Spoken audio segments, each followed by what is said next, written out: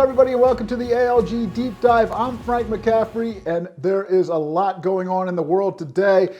There's continuing fallout from the ICE agent shooting of 37-year-old Renee Nicole Good in Minneapolis, Minnesota, after she had used her car as a weapon.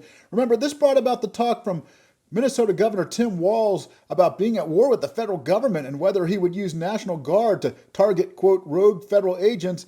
Here is that recent quote. Just to clarify the intention of deploying the National Guard, is there any chance that the National Guard is going to be deployed against federal agents to protect Minnesotans? Well, I said this yesterday. We've never been at war with our federal government. I don't know what to tell you, and I don't quite know how to respond to the question other than my primary responsibility as governor is the protection of the people of Minnesota. And you can be assured, whether it's the State Patrol or whether it's the National Guard, their deployment is there to protect Minnesotans from whatever it is. If it's an act of nature, if it's a global pandemic, or in this case, if it is a rogue federal agent. I don't know at this time. And there's the report that France and Germany are sending small contingents of troops to Greenland. They say this is for military exercises. It was a day after representatives from Denmark and Greenland stated they had fundamental disagreements with the U.S. Plus, Iran's Supreme Leader Ayatollah Ali Khamenei acknowledged that thousands of Iranians were killed during more than 2 weeks of trouble there. Now, he blamed the deaths on President Donald Trump, saying Trump openly encouraged the protesters and has been promising them U.S. military support. And for more on this, we are joined by Americans for Limited Government Executive Director Robert Romano. Now, Robert, President Donald Trump has said that he will invoke the Insurrection Act if these protests don't subside in Minnesota. And also, the governor of Minnesota, is he seriously under the impression that his state could be going to war with the federal government? How could he be getting away with saying things like this?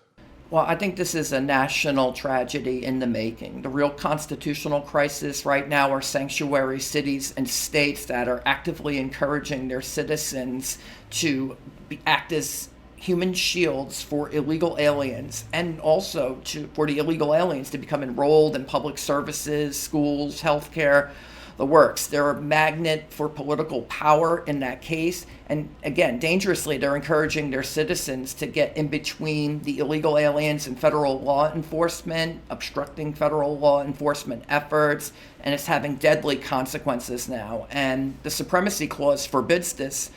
Of course, under the Constitution, in Article 6, it states that all laws made pursuant to the Constitution are the supreme law of the land, and that includes federal immigration laws. There is no nullification. We already fought a civil war over that, and all cities and states, including Minneapolis and Minnesota, should start respecting federal authority. Instead, Governor Walz is saying he's at war with the federal government. He says he's going to use the National Guard to go against rogue federal agents. He says that he's fantasizing about winning hearts and minds. He's quoting Field Marshal Gerald Templer from the Malayan counterinsurgency campaign. I think that, that we also use that phrasing in the Iraq war to say we're winning hearts and minds. We used it in Vietnam as well. That's what someone who thinks they're in a war, that's the kind of thing that they say there.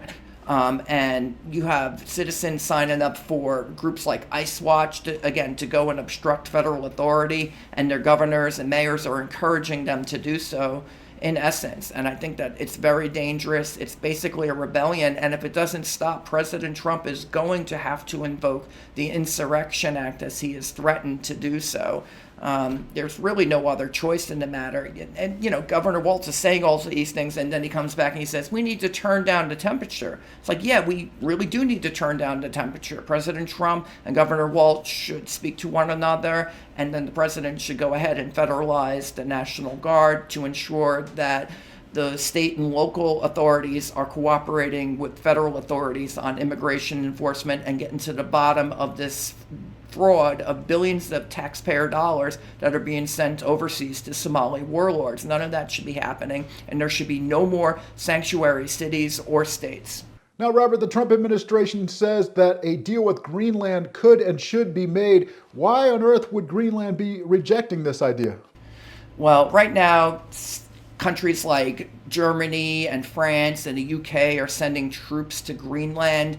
I think in a bid to deter President Trump from taking Greenland by force. I don't know if that's actually necessary when President Trump he's been saying this for a year. If you go back to January 2025, when he was still president-elect, President Trump was stating that he wanted Greenland and the Panama Canal for national security purposes. In the case of Greenland, we're talking about the Golden Dome missile defense system. President Trump wants to upgrade America's missile defense systems. And in order to do so, we need access to Greenland, mostly because of space, but that's also the shortest distance. If Russia is going to launch ICBMs, they're going to go over the North Pole, they're going to come nearby Greenland or across Greenland, and that's where you want to have the missile defense system set up. So one way or another, President Trump, I think, wants to get this done, whatever that means. I think he's okay with that, but you need to have an agreement with Greenland and Denmark that we're going to, allow us to put the bases there, to put the ships there, to put the missile batteries there, to have access to the space above as well. I think that's all very important. It might be easier for the U.S. to defend Greenland if it were a territory, so maybe there's some kind of deal there. Trump is once again dusting off the Monroe Doctrine of 1823. James Monroe, the president, he was telling that the European powers and pretty much everyone else that there wasn't going to be any more colonization of the Americas. And then later, Theodore Roosevelt in the early 1900s did the Roosevelt Corollary to the Monroe Doctrine, which said, and by the way, we'll use military force if necessary to enforce this. And no president's really ever gone against that. And it's come into play numerous times in the 20th century in Panama, in Cuba, including the missile crisis. Other examples include Grenada, as well as Nicaragua, and it's been repeatedly invoked. Now, you could argue that maybe there was an Obama corollary and maybe a Carter corollary. In Jimmy Carter, he signed over the Panama Canal in 1977 with control reverting to Panama in the late 1990s. And they've since hired China to run the canal. I think that's what President Trump's objecting to there. And then Obama's Secretary of State, John Kerry, he also told the Organization of American States that the era of the Monroe Doctrine was over. But Obama never said it. But even if Obama had said it, President Trump has reinstated it. We're asserting the Monroe Doctrine once again. We don't want foreign powers. Like, why does Denmark have a colonial possession in the Western Hemisphere still? I mean, maybe they should have granted Greenland their independence a long time ago. But in the meantime, it's actually geopolitically very important. You want to put your missile defense shield there. You need Greenland's cooperation. You need Canada's cooperation. And I think that we need to, really focus on getting this done one way or the other. There's going to be a missile defense shield.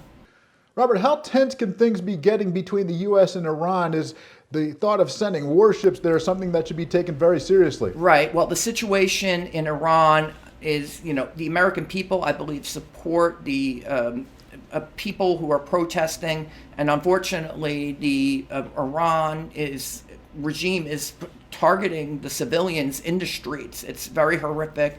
Reportedly, thousands of people have died already. But there are limits to American power. And part of that might be that just getting the right military assets into place vis-a-vis the Navy. You want to get them into position if you're going to do any types of military strikes. As everyone will recall, President Trump used the military to target Iran's nuclear facilities last June. And it was a spectacular success as far as military goes. But when you're targeting an entire regime like that, what would he want to do? Does he want to, take out the Ayatollah and the Iran Revolutionary Guard? That sounds like a long-term commitment for U.S. forces. Like, how do you do that without putting boots on the ground? Can it be done surgically, the way we acted in Venezuela to capture Nicolas Maduro? I think that's a really good question. But usually presidents who are going to initiate some type of military conflict, since World War II, they've had really high approval ratings. So Franklin Roosevelt, this is using Gallup data, by the way, he had 83% approval after Pearl Harbor. Lyndon Johnson had 74% approval after Gulf Tonkin. incident. George H.W. Bush had 76% approval headed into the Gulf War. Bill Clinton had 64% approval going into Kosovo. George W. Bush had 90% approval going into Afghanistan and 67% approval going into Iraq. Now, there's an exception there. Harry Truman, going into the Korean War, had just 46% approval. And then when you look at the examples for Truman, LBJ, George Herbert Walker Bush, and George W. Bush did manage to get reelected. But all of 4 of those presidents, it was pretty much downhill in the polls. Although, to be fair to the first, Herbert Walker Bush, that was a recession that did him in. The Gulf War was actually really quick, and he was still very popular at that point, but the recession is actually what did him in 1992. Truman went rapidly underwater, and same with LBJ. Again, W. Bush did get reelected, but promptly went underwater in his second term.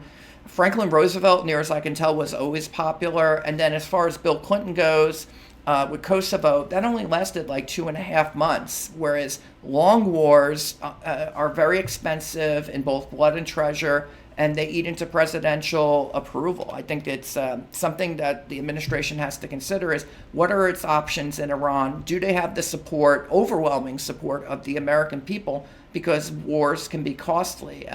If Trump's only at like 44% in the approval rating, it might limit what the public will support and therefore what Congress will support. Do you need to do a long-term effort in Iran? Well, then you probably need Congress to fund it, or to authorize military action if it's going to go beyond 60 days or so. I think that's appropriate to have that discussion, and the administration should be mindful of the limits of American power, but also the limits of what a president can accomplish in the course of a term. Wars are very costly, and you want to support the people of Iran, and you want to, maybe see some type of revolution there that comes from within. I think there are probably ways to help them. I think that an air campaign, something like what Clinton did with Kosovo, might be the type of options that the administration is currently considering, given that wider context. But obviously, the president should do what he feels as that should any president, in order to protect U.S. national security. Thank you so much, Robert. Have a nice day. Yes, you have a good one too, Frank. Thank you so much. All right. And this has been an Americans for Limited Government Deep Dive.